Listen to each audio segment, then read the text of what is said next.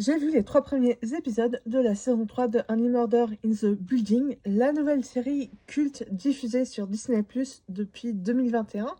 Et déjà, si j'aime cette série, c'est en partie pour Selena Gomez, parce que je suis Selena Gomez depuis très longtemps, depuis Les Sorciers de Waverly Place.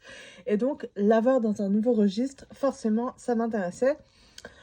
Only Murder in the Building est diffusé depuis 2021 et là, on en est à la saison 3, donc les 3 premiers épisodes sont dispo sur la plateforme Disney+. Et au niveau du genre, elle emprunte des codes au true crime, mais aussi au cozy mystery. Le cozy mystery, c'est ce sous-genre de la littérature policière très à la mode en ce moment. C'est donc aussi peut-être pour ça que cette série cartonne.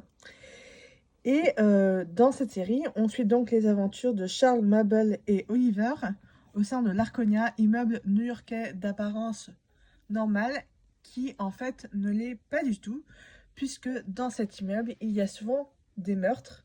Et il y a notamment nos 3 personnages qui sont tous les deux passionnés de faits divers et qui ont donc un podcast qu'ils ont appelé Only Murder in the Building.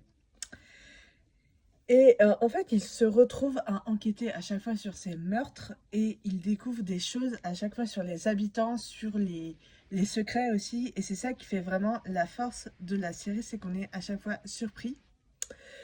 Et pour cette saison 3, c'est le bien-aimé portier de l'Arconia, Lester, qui est retrouvé sans vie. Enfin, c'était déjà le cas dans la fin de la saison 2, mais là, la saison 3 va vraiment se concentrer sur lui et sur son rôle au sein de l'Arconia.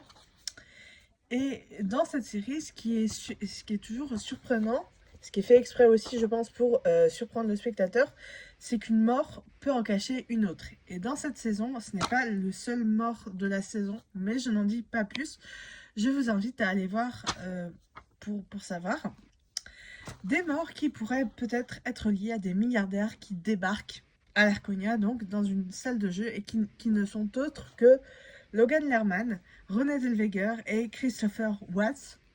De quoi alimenter les rumeurs et donner du fil à retordre à nos 3 personnages, ce qui promet du beau monde et de belles surprises pour la suite de la saison.